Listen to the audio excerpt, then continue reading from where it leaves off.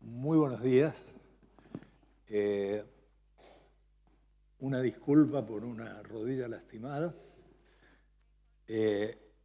Un enorme agradecimiento por compartir este momento con ustedes. Y una aclaración. Que yo esté aquí se debe a una travesura de mi querido amigo Américo Castilla. Porque ante esta extraordinaria reunión de expertos en museos, convocar a alguien que no lo es para que inaugure la reunión es una picardía que espero que no le cueste demasiado después. Y entonces me planteé cómo hacer para que a ustedes les pueda resultar alguna cosa de las que diga más o menos interesante. Y opté por imitar a Basquiat, es decir, presentarles los fragmentos de un discurso inaugural. Y ustedes verán si los integran. El primer fragmento tiene que ver con un gran filósofo austríaco que se llamó Ludwig Wittgenstein. Y Wittgenstein decía que a él lo impresionaba mucho que una interpretación se pueda ver. A mí también me impresiona, y todavía más que la gente no se dé cuenta. Estamos viendo interpretaciones todo el tiempo. Es más, no podríamos convivir si no estuviéramos viendo interpretaciones. Cuando vemos a un pordiosero en la calle, un conservador a menudo ve a un holgazán, a alguien que no quiere trabajar. Una persona más progresista ve a alguien que necesita ayuda, que tiene que ser entrenado. Yo me acuerdo de dos editoriales memorables que publicó la Biblia del capitalismo, de Economist, en medio de la crisis de 2008. Y las dos editoriales estaban dedicadas a mostrar que la intervención de los gobiernos para rescatar a las voraces empresas que habían provocado la crisis no debía leerse como intervencionismo, sino como pragmatismo. A tal punto, los editorialistas de The Economist saben que las palabras y las imágenes son constitutivas de la realidad. Acá hay amigos mexicanos. Una pregunta obvia es, ¿cómo hizo don Hernán Cortés con 200 hombres para conquistar el imperio azteca que tenía 20.000 aguerridos guerreros? Quiso la suerte para Hernán Cortés que él desembarcase en 1519. Y 1519 fue un año muy particular porque es el año en que coincidían los tres calendarios que utilizaban los aztecas. Y suponían que en ese año iba a regresar su Dios. Y entonces Moctezuma creyó que Hernán Cortés era Quetzalcóatl.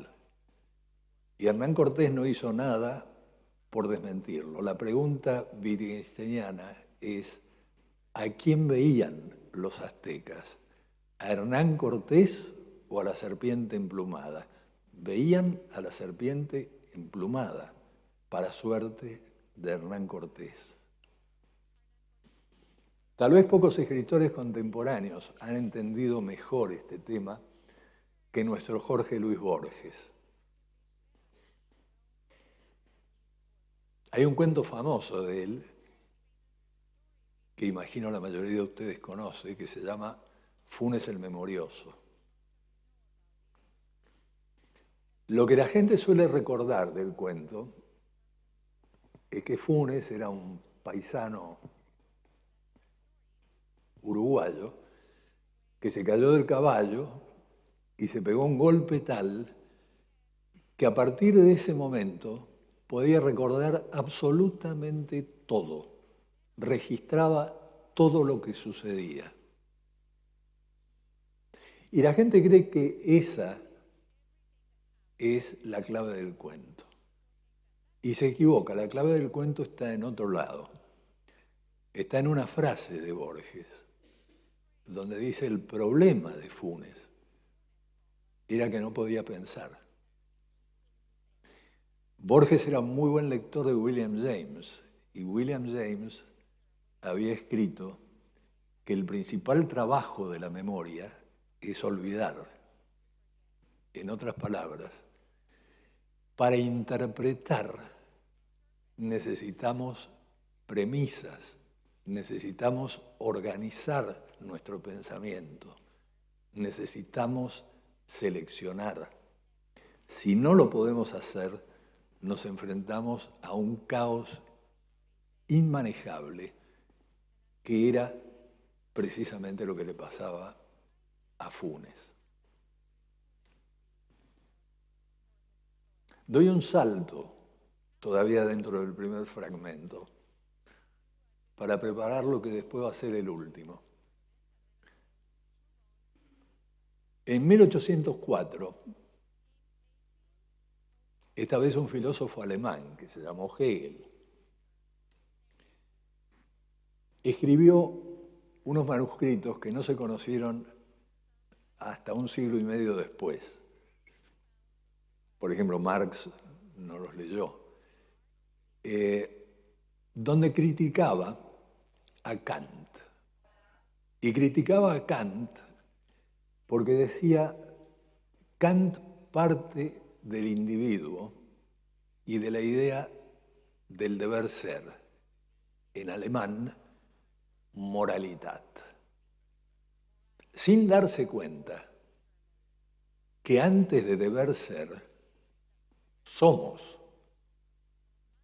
Vivimos en una sociedad, nos guiamos por normas, interactuamos, nacemos en una familia, nos criamos en un barrio, sobre todo hablamos una lengua.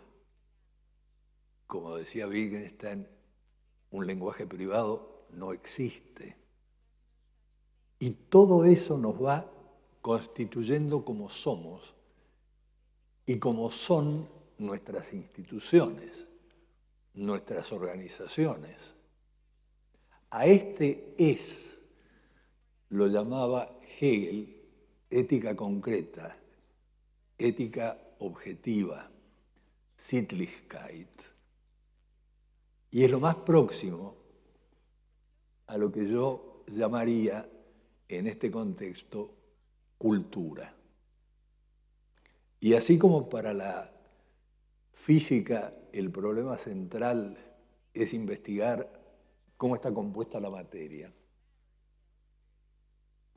para nosotros el problema fundamental es entender cómo está compuesta la cultura. Y lo que yo vengo sosteniendo desde hace tiempo es que la argamasa fundamental de la cultura es algo que los gestores culturales, por lo menos los que yo conozco, suelen ignorar puntualmente, y es el sentido común.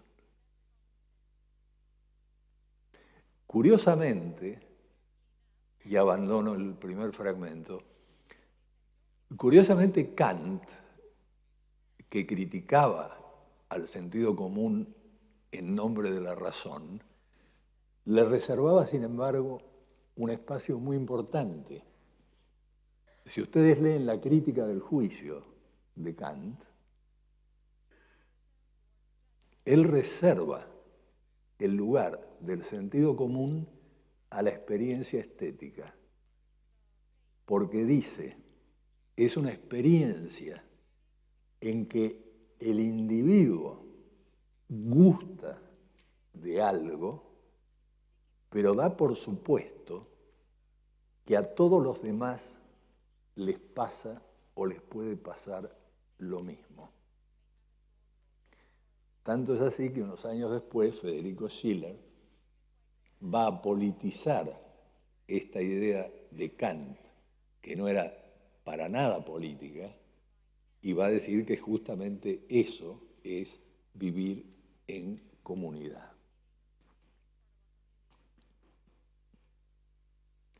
Mi segundo fragmento tiene que ver con algo que me evocó de inmediato la idea del museo reimaginado que da título a esta reunión. Me acordé del famoso libro de André Malraux, El Museo Imaginario, no el Museo Reimaginado. Libro de 1947. Y acá mencionar la fecha no es pedantería, es situar esa obra en el contexto de lo que empezaban a ser los 30 años gloriosos de la posguerra europea, con fuerte crecimiento económico, con prosperidad, con estado de bienestar en desarrollo.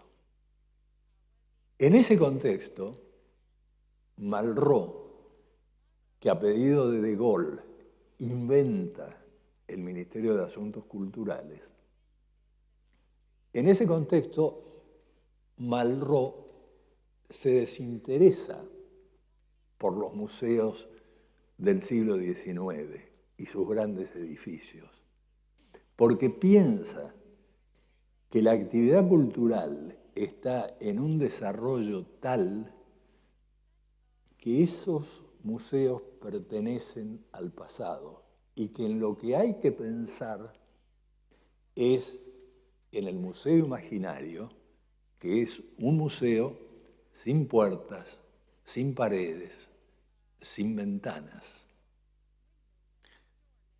Eje del razonamiento de Malraux. Y me acordaba de esto cuando decía Américo el lugar que hoy ocupa el visitante en la preocupación de los museólogos. Todo lo contrario a lo que pensaba Malraux. Para Malraux, la obra habla por sí misma, y en la medida en que la obra habla por sí misma, el museo imaginario tiene que fomentar su reproducción para que esté efectivamente al alcance de todos, pero no como visitantes de museos, sino como poseedores de reproducciones, sobre todo de fotografías. No advertía algo que tomo del primer fragmento.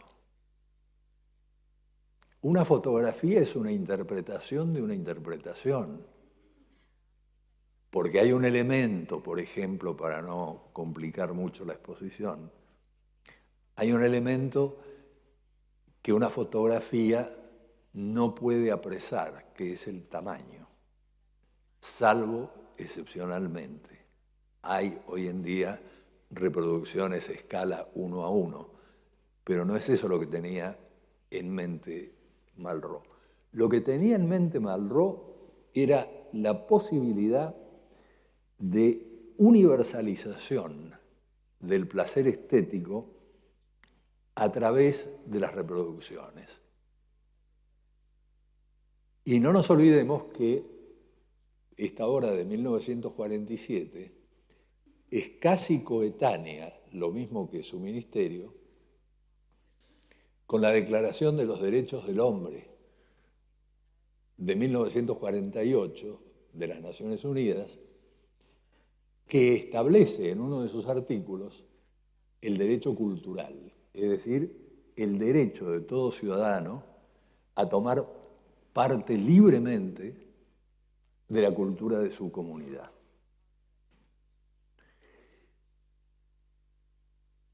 Ya que estoy con Francia, y para usar esta evolución como guía de estas reflexiones, Malraux no creía en la democratización de la cultura. Creía sí en ponerla al alcance de la gente en la forma que les dije antes. La boutade de Antoine Vitesse, un hombre de teatro de la época, esto conduce a un oxímoron: teatro elitista para todos. Es decir, una defensa de la alta cultura que esté al alcance de todos, lo que tiende a ser una suerte de contradicción en los términos. Para continuar con la experiencia de Francia, decía, Jacques Lang, uno de los importantes sucesores de Malraux en el ministerio, refuerza la posición de Malraux, todo el poder a los creadores. Lo que importa es la obra, lo que importa es la creación, no el público. Es decir, el público debe subordinarse a la libertad creadora del artista. Pero Lang introduce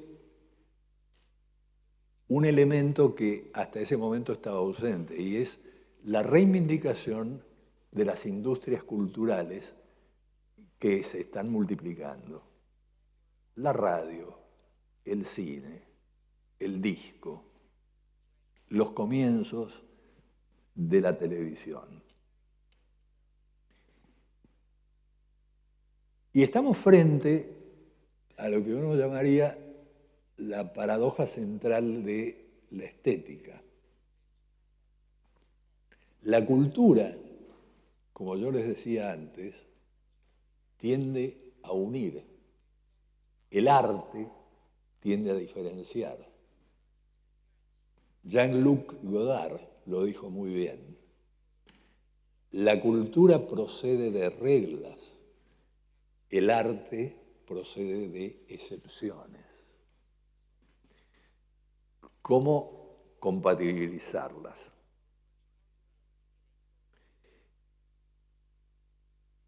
El corte en el tratamiento del tema museos se da en Francia y en otros países de Europa en la década del 80. En el caso de Francia es muy claro, es con el ascenso al poder de Mitterrand.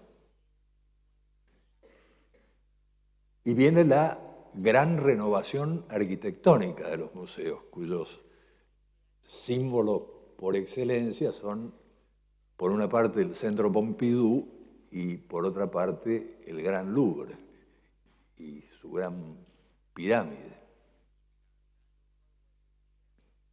Al mismo tiempo, se difunde algo que infortunadamente en la Argentina no podemos tener. Se difunde el modelo británico de permitir pagar el impuesto a la herencia con la entrega de obras de arte.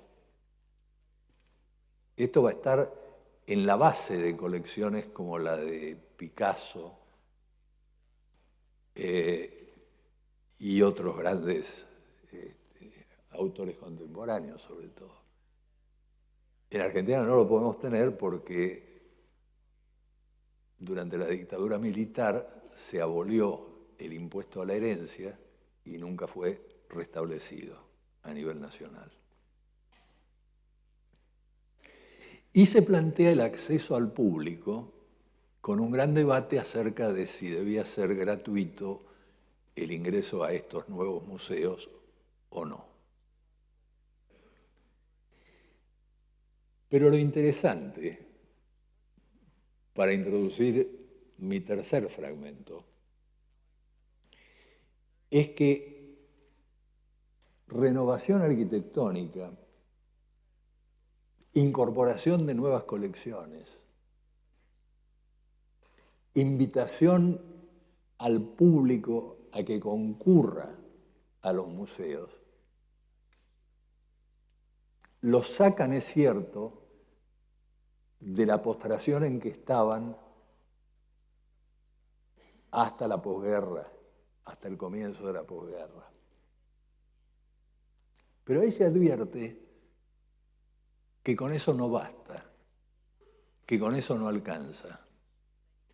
Y tal vez este sea el punto más polémico a plantear ante ustedes, particularmente por las alusiones que escuché hace un momento acerca de la globalización de la cultura, que es innegable, pero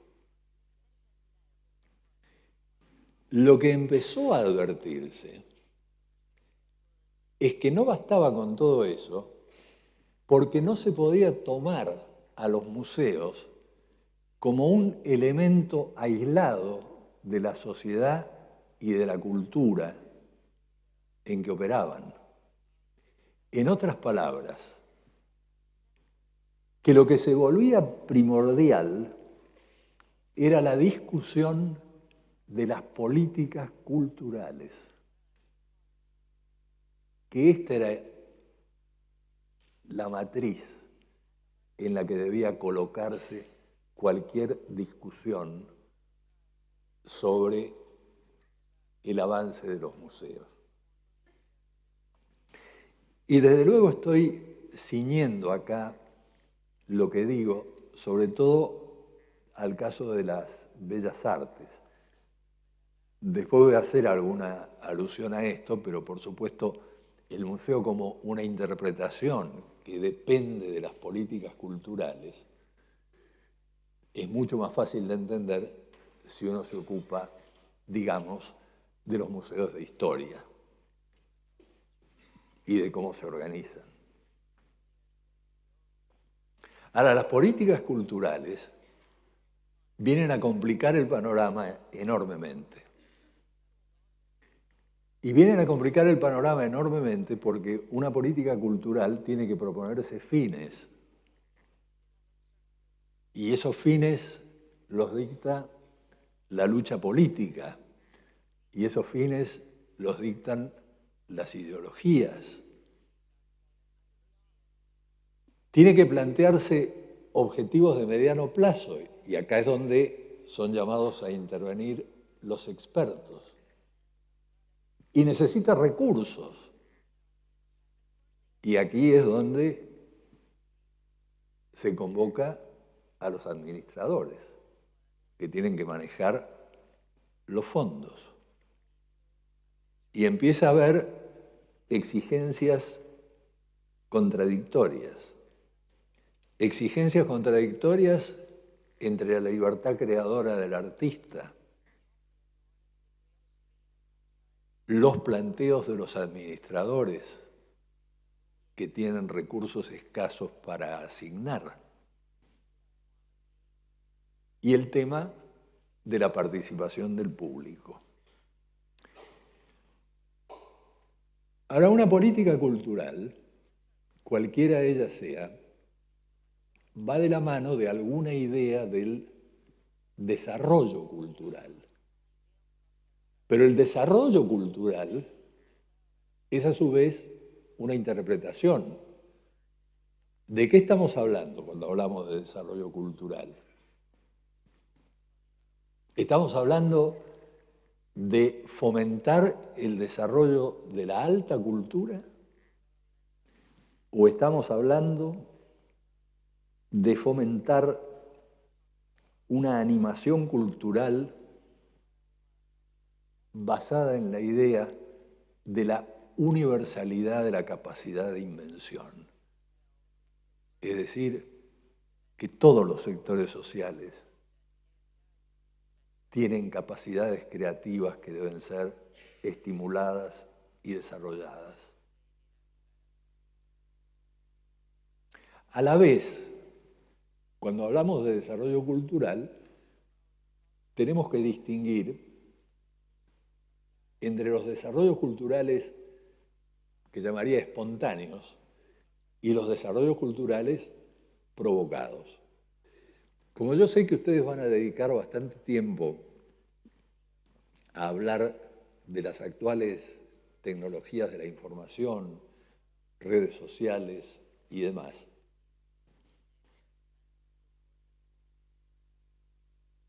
quiero recordar algo que ha sido en la historia de la cultura occidental por lo menos tan importante como esto de lo que ustedes van a hablar en estos días.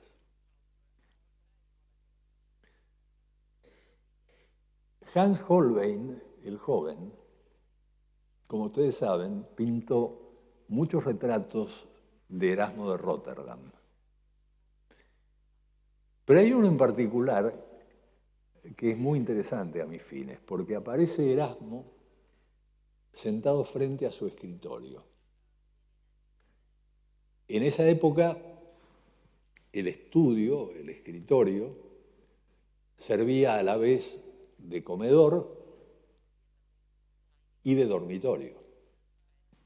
Había bancos adosados a las paredes, donde se ponían una suerte de colchonetas y ahí se dormía. Y en el escritorio de Erasmo, en este caso, se comía. Ahora, este cuadro de Holbein es de un detallismo impresionante. Están todos los objetos perfectamente representados. Pero ustedes perderían su tiempo si tratasen de encontrar uno en particular. Me refiero a un canasto de papeles. Y entonces dirían, bueno, Holbein se olvidó, Erasmo tenía que tener un canasto. No, porque el papel no se tiraba, el papel era un bien escasísimo, el papel se hacía de lino. Y los borradores no se hacían sobre papel, se hacían acá. Por eso, una de las ciencias principales que se enseñaban en las universidades era la mnemotecnia. Por eso la memoria de la gente culta de esa época estaba inmensamente más desarrollada que la nuestra, porque no tenía soportes externos. ¿Cómo va a cambiar esto?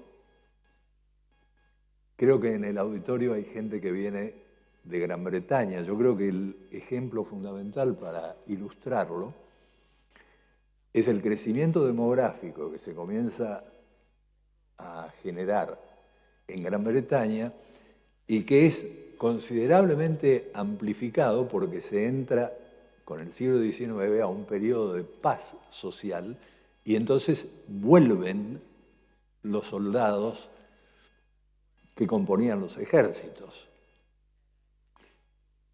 Y Gran Bretaña hubiera explotado si 2 de cada 3 no hubieran emigrado. Pero así todo, era una población muy grande. Y esa población tenía que vestirse. Desarrollo espontáneo, la creación de la máquina de hilar y de la máquina de tejer, el nacimiento de la industria textil. Y en Estados Unidos, la invención de la desmotadora de algodón, proveyendo ahora una nueva materia prima, abundante y barata. y la gente usando ropa de algodón que se gastaba. Y los desechos de esa ropa de algodón que se gastaban eran aprovechados por un nuevo invento, no propiciado por el Estado, que era la máquina de fabricar papel. Y a la máquina de fabricar papel la siguió la máquina de encuadernar. Y esto promovió un cambio en la imprenta que no se había producido desde el siglo XV. Las imprentas en el siglo XVIII estaban tal como las había concebido Gutenberg. Y ahora aparece el tipo móvil, y aparece la rotativa, y aparece la máquina de encuadernar. Y empieza a difundirse la palabra escrita, empieza a difundirse el libro, los panfletos, y los ferrocarriles y el telégrafo. Se expanden las comunicaciones. En 1831 aparece casi simultáneamente en Gran Bretaña y en Alemania el primer periódico obrero. Y mucha gente que teoriza y teoriza sobre la relación entre la teoría y la práctica en Marx y en Engels, no se da cuenta que hay un sentido muy inmediato en que ellos están hablando de la relación entre la teoría y la práctica, como lo revela una lectura de su correspondencia. Ahora la teoría va a estar al alcance de los trabajadores, porque ahora hay papel, porque ahora hay periódicos y libros que pueden llegarles.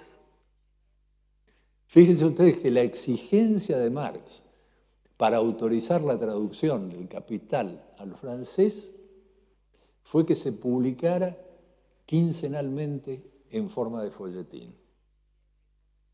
Él creía que era mucho más claro de lo que en realidad era. Pero lo que yo estoy tratando de transmitir es que esta conexión entre la teoría y la práctica tenía un fundamento material sumamente importante.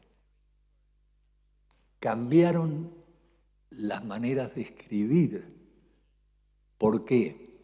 Porque hasta ese momento el escritor podía imaginar quiénes lo iban a leer. Ahora ya no solamente no puede imaginar quiénes lo van a leer en su país, sino que no puede adivinar siquiera qué va a pasar con su obra en otros lugares donde va a ser transportada. Entonces hay un cambio radical, en este caso, mayormente espontáneo. El desarrollo cultural provocado, generado, puede seguir dos grandes vías. Una vía es la vía de la animación cultural. La otra es la de la promoción de la alta cultura a la que aludí antes. A lo más que llegaba Malraux era a las casas de la cultura. Pero la animación cultural supone tomar posición con respecto a un tercer tema, que va a ser mi último fragmento. Se abre un campo inmenso con las políticas culturales y lleno de exigencias, como les decía antes, contradictorias, llena de conflictos que a veces tienen manifestaciones ridículas. Lo digo no para criticar a terceros, sino para que los argentinos hagamos autocrítica. En 2013, mención rápida, una artista rosarina fue convocada para presentar su obra Rapsodia Inconclusa en el pabellón argentino de la Bienal de Venecia. muchos de ustedes lo deben recordar. La presidenta de la Argentina intervino, primero cambiándole el nombre a la obra. En vez de Rapsodia Inconclusa pasó a llamarse Eva Argentina, para que el mundo se enterara acerca de Eva Perón. Y desvirtuando totalmente el carácter de la obra, que era una obra dirigida más bien a interpretar una Eva intimista, su vida más personal, más privada, se colocaron en el pabellón 3 videos sobre la vida de Eva Perón, panegíricos, que obligaron a Nicola Constantino y al curador de su obra, Fernando Farina, a declarar ante la BBC que estos agregados no tenían nada que ver con la obra y estaban absolutamente de más. ¿A qué me estoy refiriendo? A la tentación de los gobiernos de que en el caso de los desarrollos culturales provocados, quieren meter mano para hacer política, ya no política cultural, sino para valerse de la política cultural con fines políticos. Y este es un problema que se debe enfrentar. En el caso de los museos históricos, esto es palpable. Incluso nuestro Museo Histórico Nacional no tuvo tiempo, un querido amigo Pérez Goyán, de transformarlo como es debido, y sigue contando una historia infantil de la Argentina. Y digo, una historia infantil de la Argentina, porque para que nuestros invitados de otros países se enteren, la Revolución de Mayo, en 1810, se produjo en Buenos Aires. Y Buenos Aires, en esa época, era sinónimo de Argentina. La Argentina que hoy conocemos no existía. Provincia de Buenos Aires y Argentina eran la misma cosa. La provincia de Santa Fe no era parte de la Argentina, era parte de las Provincias Unidas del Sur o de las Provincias Unidas del Río de la Plata. La provincia de Córdoba no era parte de la Argentina. Y el Museo de Historia esto no lo cuenta. Y ustedes dirán, ¿cuándo se forma la Argentina? Y la Argentina se forma no cuando se dicta su constitución en 1853, porque la provincia de Buenos Aires no participa de la Convención Constituyente. La Argentina se forma, según hay consenso entre los historiadores, después de la campaña del desierto con la presidencia de Roca, estamos hablando del año 1880. Bueno, imagínense qué interpretación para ser incorporada, como es debido, a un museo de historia, que en cambio continúa difundiendo otra lectura que no es sostenible de la historia argentina.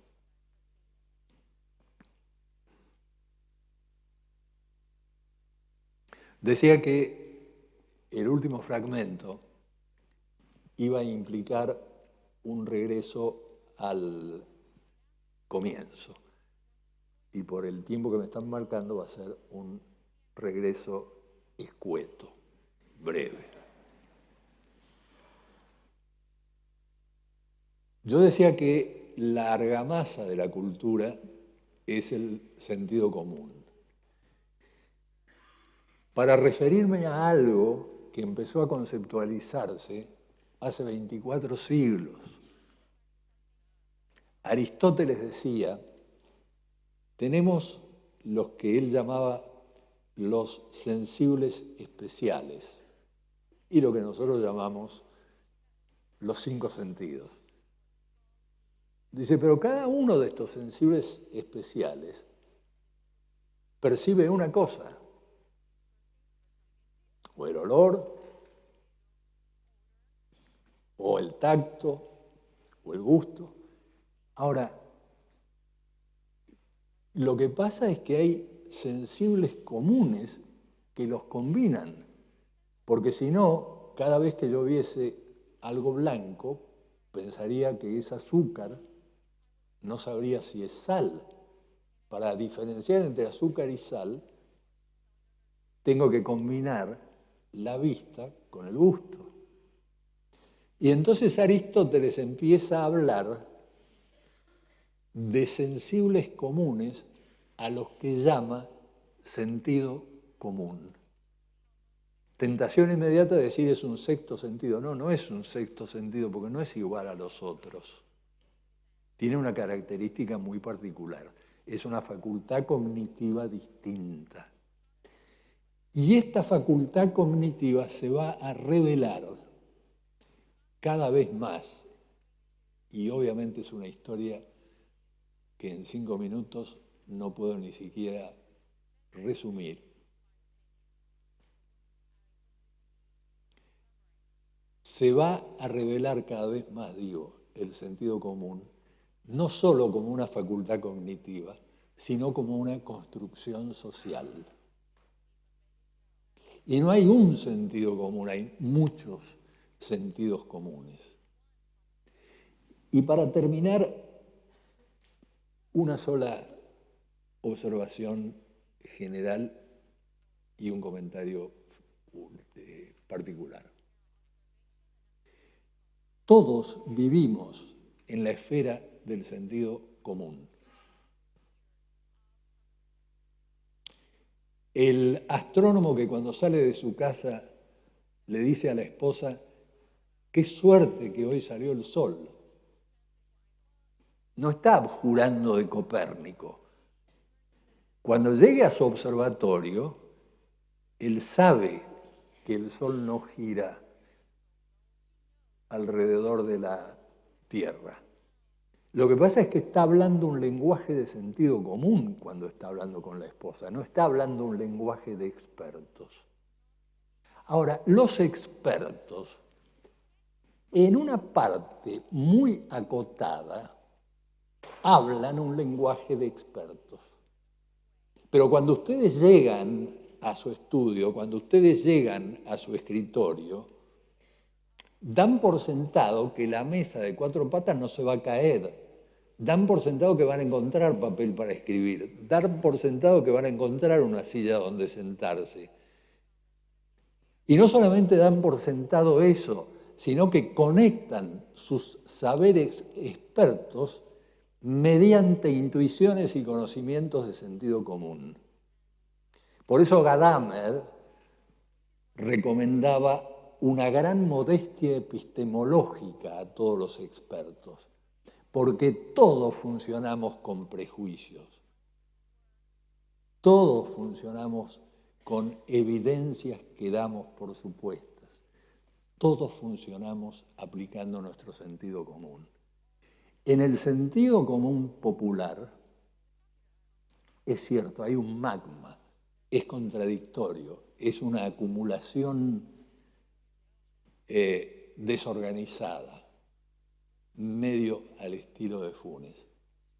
Y entonces, ejemplos habituales, al que madruga Dios lo ayuda, no por mucho madrugar se amanece más temprano, pero nadie es tan estúpido de ir a buscar un empleo y pensar, no por mucho madrugar se amanece más temprano y llegar a las 5 de la tarde. Esto es, las prácticas de razonamiento de sentido común movilizan parte del caudal de conocimiento acumulado de sentido común según las circunstancias y según lo que es pertinente. Y es sobre esas prácticas de razonamiento de sentido común que hay que operar. Y en esas prácticas de razonamiento de sentido común tiene un lugar fundamental la creación, la creatividad, la posibilidad de desarrollar la inventiva propia del hombre y de la mujer de la calle. Entonces, museos, políticas culturales, animación cultural, sentido común a estimular. Todos estos fragmentos reunidos a la Basquiat a lo mejor les digan algo. Ojalá. Gracias.